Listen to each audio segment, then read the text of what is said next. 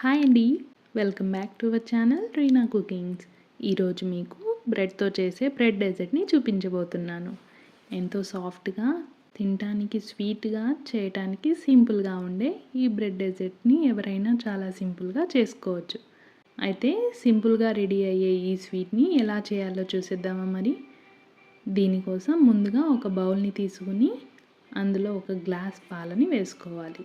పాలలో full cream ఉండేలా చూసుకోవాలండి. పాలు పొంగు వచ్చిన తర్వాత గ్యాస్ని సిమ్లో ఉంచి కొద్దిగా సేపు పాలని బాగా మరిగించుకోవాలి. ఆ తర్వాత కస్టర్డ్ పౌడర్ని 3 టీ స్పూన్స్ కొంచెం వాటర్లో వేసి ఉండలు లేకుండా కలుపుకుని మరుగుతున్న పాలలో వేసి కింద అడుగంటకుండా కలుపుతూ ఉండాలి.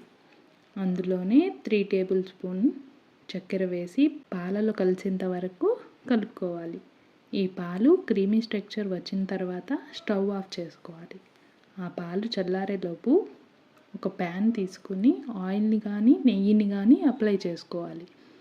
కొన్ని బ్రెడ్ స్లైసెస్ని తీసుకుని రెండు వైపులా లైట్గా ఫ్రై చేసుకోవాలి.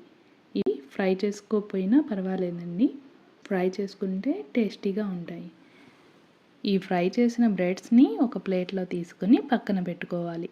ఆ తర్వాత కొన్ని డ్రై ఫ్రూట్స్ని చిన్న చిన్న ముక్కలుగా కట్ చేసుకుని వాటిని కూడా పక్కన పెట్టుకోవాలి. ఫ్రై చేసుకున్న బ్రెడ్స్ని హాఫ్ పీసెస్గా కట్ చేసుకోవాలి. ఒకవేళ పెద్ద బౌల్ కానీ యూస్ చేస్తే బ్రెడ్స్ని కట్ చేసుకోవాల్సిన అవసరం లేదు. ఆ తర్వాత ఒక సర్వింగ్ బౌల్ తీసుకుని ఇలా కట్ చేసుకున్న బ్రెడ్ ముక్కలని బౌల్లో ఒక లేయర్లా పెట్టుకోవాలి. వీటి మీద మిథాయిమేట్ క్రీమ్ని వేసుకోవాలి. ఈ క్రీమ్ మీకు బయట మార్ట్స్లలో దొరుకుతుందండి. దీనికి బదులుగా ఫ్రెష్ క్రీమ్ అయినా వేసుకోవచ్చు. ఇప్పుడు చల్లార్చి పెట్టుకున్న కస్టర్డ్ మిల్క్ని దీని మీద మరో లేయర్లా వేసుకోవాలి. వీటి మీద కొన్ని డ్రై ఫ్రూట్స్ని కూడా వేసుకోవాలి. మరోసారి బ్రెడ్ స్లైసెస్ని పెట్టుకోవాలి.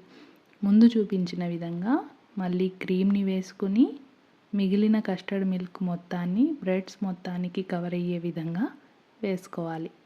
వాటిపై డ్రై ఫ్రూట్స్తో గార్నిష్ చేసుకోవాలి. ఇలా దీనిని అరగంట పాటు ఫ్రిడ్జ్లో కూల్ అయ్యేంత వరకు ఉంచితే సరిపోతుంది. అంతేనండి, ఎంతో సాఫ్ట్గా అండ్ ఎంతో టేస్టీగా ఉండే ఈ స్వీట్ని మీ ఇంటికి వచ్చిన గెస్ట్లకి చేసి పెట్టారంటే సూపర్ అనాల్సిందే. ఈ వీడియో కానీ మీకు నచ్చినట్లయితే లైక్ చేసి సబ్స్క్రైబ్ చేసి మీ ఫ్రెండ్స్కి రిలేటివ్స్కి షేర్ చేయండి. Thank you for watching.